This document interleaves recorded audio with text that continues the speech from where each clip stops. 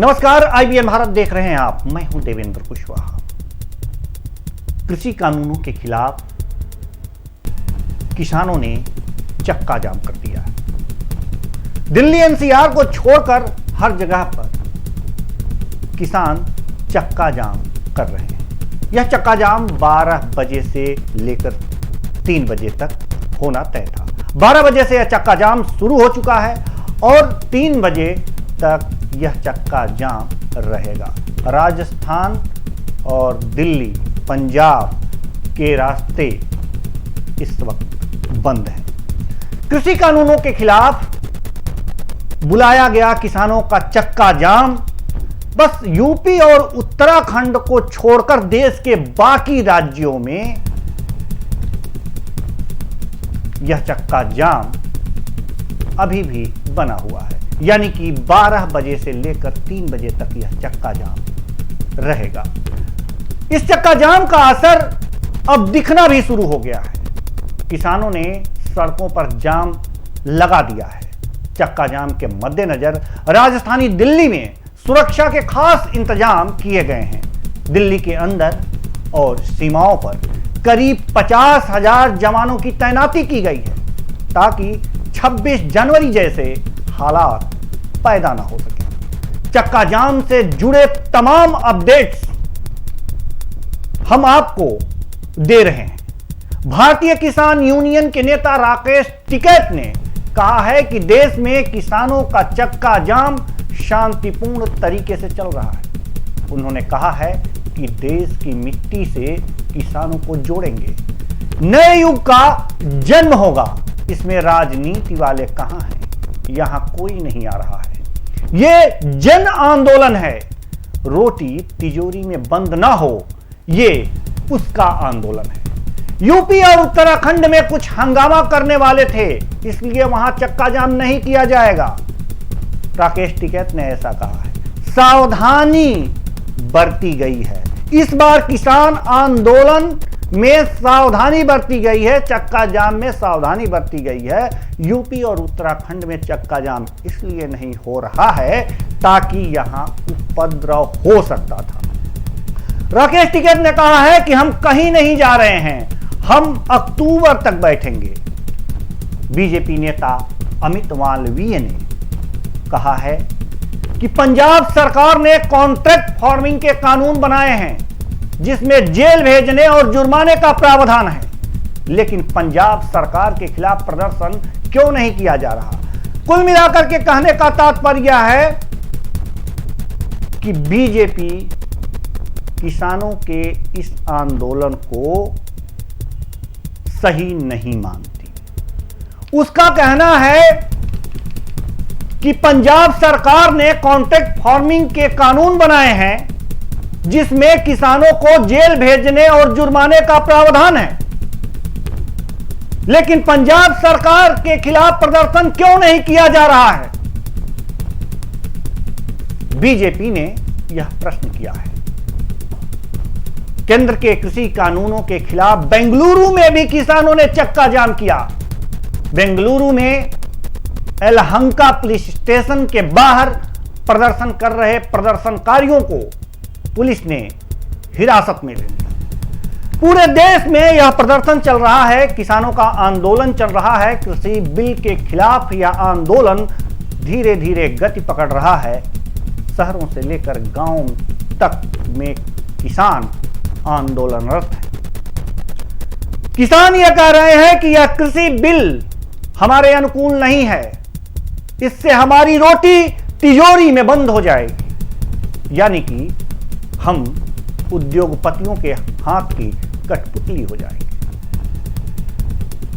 ऐसे में किसान यह सोचते हैं कि हम इस बिल को लेकर के तब तक आंदोलन करते रहेंगे जब तक कि सरकार इस बिल को वापस नहीं ले लेती। इस बिल को वापस कराने के लिए यह तमाम प्रयास किसानों द्वारा किए जा रहे हैं, लेकिन अभी भी यह निश्चित नहीं हो पा रहा है। जिस तरह से अमित मालवीय ने अपना स्टेटमेंट दिया है कि सरकार के ऊपर, कानों के ऊपर कोई जूं रेंग रही हो।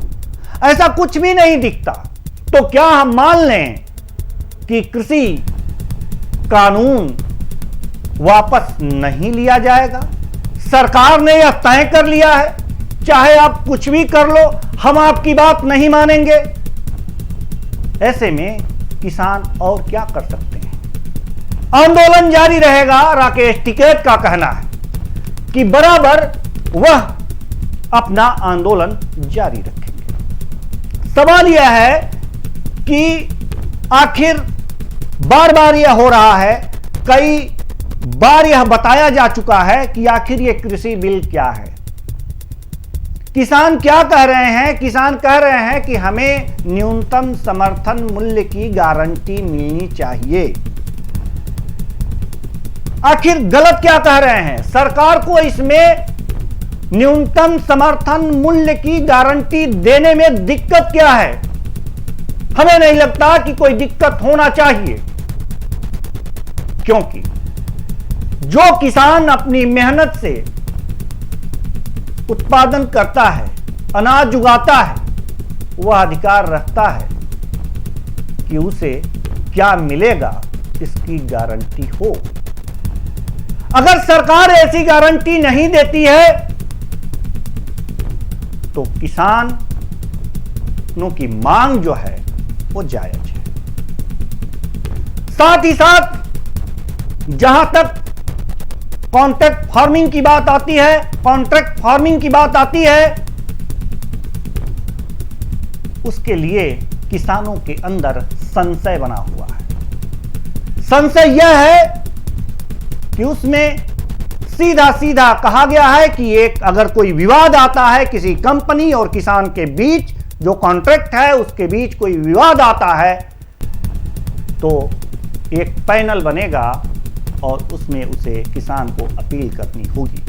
अगर उसमें भी निर्णय नहीं होता तो वह उप जिलाधिकारी स्तर के किसी अधिकारी के पास, मजिस्ट्रेट के पास उसे पहुंचना होगा और अपनी बातें वहां रखनी होंगी, न्याय की अपील करनी होगी। अगर वहां भी सही से निर्णय नहीं होता, ऐसा लगता है कि किसानों को संतुष्टि नहीं होती, तो वह जिलाधिकारी के पास अपील कर सकता है, अपनी बात रख सकता है। ऐसे में सरकार का कहना है कि इसमें दिक्कत क्या है? क्या दिक्कत है इसमें किसानों को? बीजेपी कहती है कि इस प्रकार के नियम पंजाब सरकार में बने हुए हैं और उसमें कड़े कानून हैं। कानून ऐसे हैं कि किसान को जेल भेजा जा सकता है, जबकि केंद्र की सरकार है जो बिल लेकर आई है, उसमें किसानों को जेल भेजने का कोई प्रावधान नहीं, उसे न्याय देने का प्रावधान है। इसलिए बीजेपी का कहना है कि प्रदर्शन तो पंजाब सरकार के खिलाफ होना चाहिए, जबकि प्रदर्शन किसान बिल के खिलाफ हो रहा है। और बहुत सी बड़ी बातें हैं जो समझने और समझाने की आवश्यकता है कि आखिर इसे किस तरह से समझा जाए और किस तरह से समझाया जाए। जो लोग कह रहे हैं, जो सरकार कह रही है, उसकी बातों में कितनी सत्यता है, और जो किसान संगठन कह रहे हैं उनकी जो आशंकाएं हैं, जो शंकाएं हैं, उनका समाधान किस तरह से किया जाए, ये अभी समझ में नहीं आ रहा है। जिसका जड़ है कि आज चक्का जाम की स्थिति आ गई। कृषि बिल जो है उसमें यह भी है कि आप अपने उत्पादन को, अपने उत्पाद को, अपने अनाज को एपीएमसी में बेच सकते हैं या उससे बाहर भी ट्रेड कर सकते हैं। सरकार कह रही है कि जो आपका अनाज है, अगर आप एपीएमसी में नहीं बेचना चाहते, बाहर बेचना चाहते हैं तो वह टैक्स मुक्त होगा, और अगर एपीएमसी में बेचते हैं तो उसमें राज्य का टैक्स लगेगा।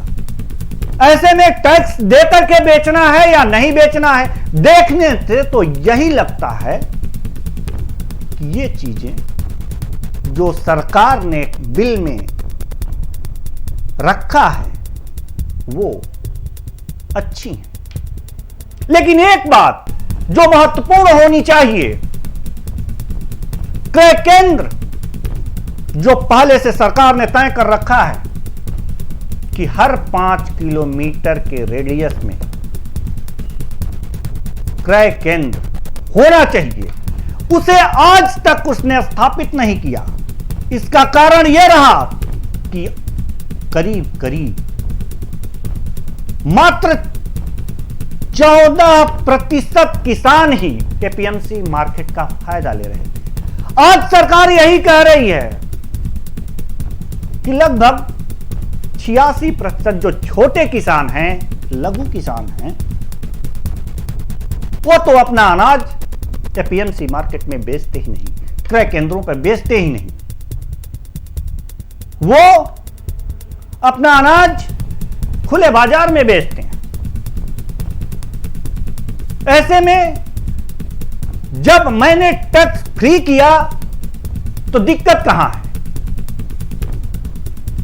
किसानों को यह बात समझ में नहीं आती, सरकार का यह कहना है।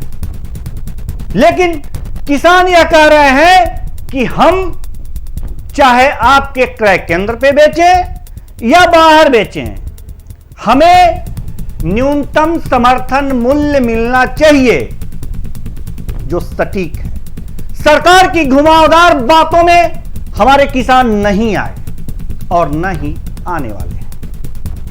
इसलिए सरकार को उनके उत्पाद पर न्यूनतम समर्थन मूल्य देना ही चाहिए, और इसके लिए आज किसान अड़ चुके हैं और अपने अधिकारों की मांग कर रहे हैं। आईबीएन भारत इन किसानों का समर्थन करता है।